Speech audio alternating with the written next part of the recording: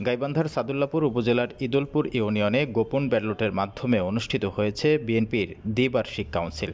দলটির সভাপতি, সাধারণ সম্পাদক ও সাংগঠনিক সম্পাদক পদে হয়েছে ভোট গ্রহণ।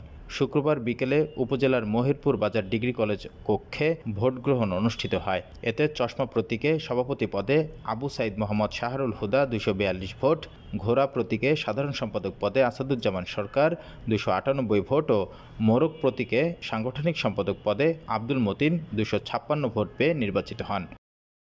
এ কাউন্সিলের নির্বাচন পরিচালনায় দায়িত্বে ছিলেন জেলা বিএনপির উপদেষ্টা মণ্ডলীর সদস্য সামিউর রহমান, উপজেলা বিএনপির যুগ্ম আহ্বায়ক হারুনুর রশিদ, সদস্য সচিব রফিকুল ইসলাম। এদিন বিকেলে 5টায় ভোট গ্রহণ ও গণনা শেষে ফলাফল ঘোষণা করেন জেলা বিএনপির উপদেষ্টা মণ্ডলীর সদস্য ও নির্বাচন পরিচালনা কমিটির আহ্বায়ক সামিউর রহমান।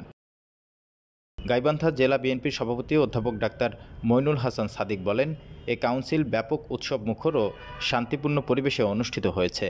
এভাবে অন্যান্য ইউনিয়নেও কাউন্সিল অনুষ্ঠিত হবে।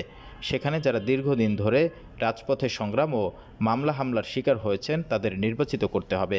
এছাড়া আওয়ামী লীগের সঙ্গে প্রত্যক্ষ ও পরোক্ষভাবে যোগাযোগ রক্ষাকারী ও দলে অনুপ্রবেশকারীদের বয়কট করতে হবে।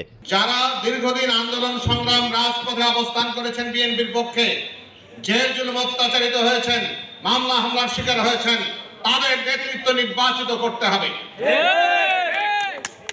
2 নম্বর হচ্ছে আওয়ামী লীগের সঙ্গে প্রত্যক্ষ এবং পরোক্ষভাবে যোগাযোগ রক্ষাকারীদের বয়কট করতে হবে।